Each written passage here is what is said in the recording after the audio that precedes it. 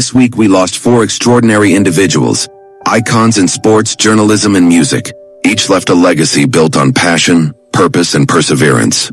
One inspired from the ring, another from the newsroom, one from the baseball field, and one from the concert stage.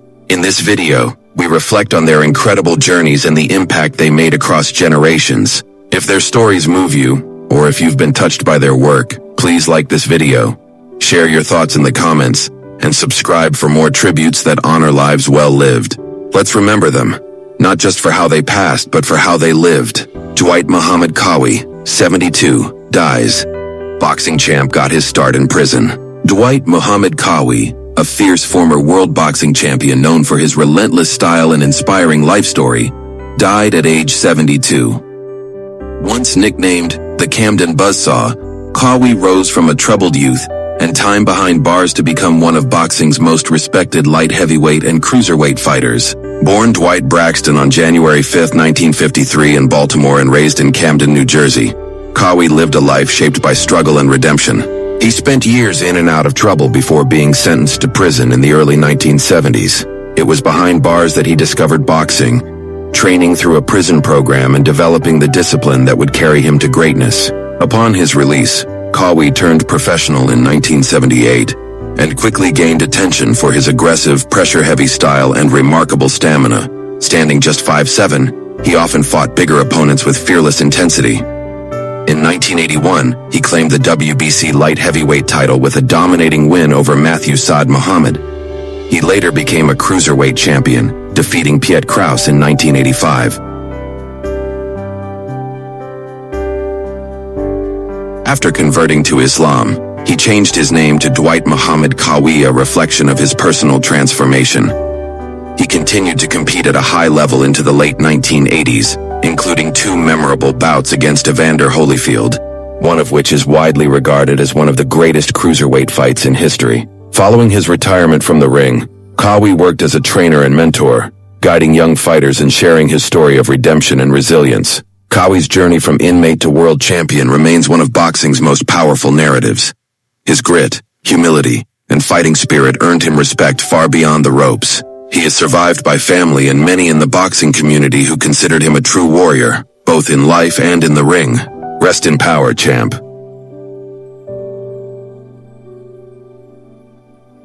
News 2. Morton Mintz, muckraking crusader for consumers, dies at 103. Morton Mintz, the fearless investigative journalist whose reporting exposed corporate wrongdoing and saved countless lives, died at the age of 103.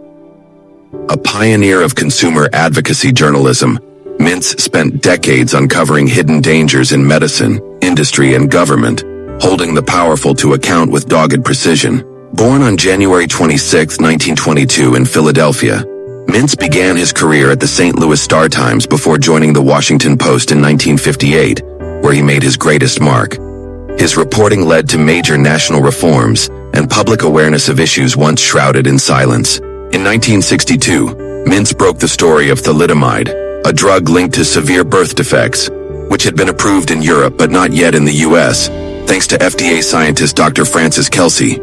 His reporting is widely credited with preventing a potential national tragedy and reshaping drug safety oversight in America. Throughout his career, Mintz wrote extensively on the pharmaceutical industry, tobacco companies, and medical malpractice, among other topics. He also investigated the early warning signs of dangerous products like intrauterine devices, IUDs, asbestos, and faulty medical implants long before they became national scandals.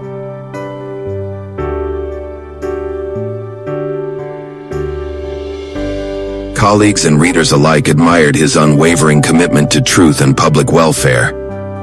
Unlike many of his contemporaries, Mintz never sought fame or personal spotlight. Instead, he focused on the mission of journalism as a public service, asking tough questions, chasing down leads, and never backing down from a fight. He authored several books including At Any Cost, Corporate Greed, Women, and The Dalkin Shield, cementing his reputation as a tireless advocate for consumer safety. Morton Mintz's legacy lives on through the generations of journalists he inspired and the reforms sparked by his fearless reporting. He is survived by his family and a nation forever shaped by his work. 3. Ryne Sandberg Hall of Fame. second baseman for the Cubs, dies at 65.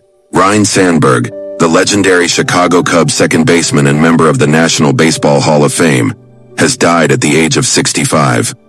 A graceful fielder and powerful hitter, Sandberg was a fan favorite whose career helped define an era of Cubs baseball and inspired generations of players. Born on September 18, 1959 in Spokane, Washington, Sandberg was drafted by the Philadelphia Phillies in 1978. But it was a trade to the Chicago Cubs in 1982, originally considered a minor deal that changed baseball history. By 1984, Sandberg had emerged as one of the game's brightest stars, winning the National League MVP and leading the Cubs to their first postseason appearance since 1945. Known for his smooth glove work, quick hands, and surprising power, Sandberg redefined the role of the second baseman. He earned 9 Gold Glove awards, 7 Silver Sluggers, and was selected to 10 All-Star games during his 16-year career. He retired in 1997 with 282 home runs and over 1,000 RBIs, unheard of numbers for a second baseman at the time. In 2005, Sandberg was inducted into the Baseball Hall of Fame, delivering a speech that emphasized humility, hard work, and respect for the game. He later returned to the sport as a minor league manager and briefly as manager of the Phillies, continuing to mentor young players. Quiet, steady, and immensely talented, Sandberg represented everything pure about the game of baseball. Wrigley Field was his stage, and Cubs fans never forgot how he made them believe, especially on June 23, 1984, when his 2 clutch home runs in a nationally televised game against the Cardinals became one of baseball's most iconic moments. Sandberg is survived by his wife, children, grandchildren, and legions of Cubs fans who viewed him not just as a player, but as a legend. News 4. Gary Carr, virtuoso who elevated the double bass, dies at 83. Gary Carr, the groundbreaking double bass virtuoso who transformed the perception of his instrument from a supporting voice to a brilliant solo force, died at the age of 83. His artistry, charisma, and unwavering devotion to the double bass made him one of the most influential classical musicians of his generation. Born on November 20, 1941 in Los Angeles, Carr came from a musical family but defied expectations with his choice of instrument. In a world where the double bass was rarely seen center stage, Carr made it sing with unprecedented expressiveness. His big break came in 1962, when he performed the Eccles Sonata on national television with the New York Philharmonic, stunning audiences with a lyrical, commanding performance that launched his international career. Carr became the first solo double bassist to tour extensively, performing with major orchestras and on recital stages around the globe. His tone was rich, warm, and agile, qualities few had imagined possible on such a large, low-pitched instrument. Through his performances and recordings, he brought new audiences to the double bass and inspired generations of young players. He also gave generously to the bass community. In 1984, he founded the International Society of Bassists, ISB, now the largest organization of its kind in the world. He also donated his famous 1611 Amati bass, originally gifted to him by Olga Kusevitsky, to the ISB to support young musicians. Known not just for his virtuosity but for his warmth and humor, Carr often infused his concerts with storytelling and joy. He believed that music was a way to connect souls, and his life proved it. Gary Carr is survived by his family, students, and a global community of bassists who carry forward his legacy. He forever changed the role of the double bass and how the world hears it.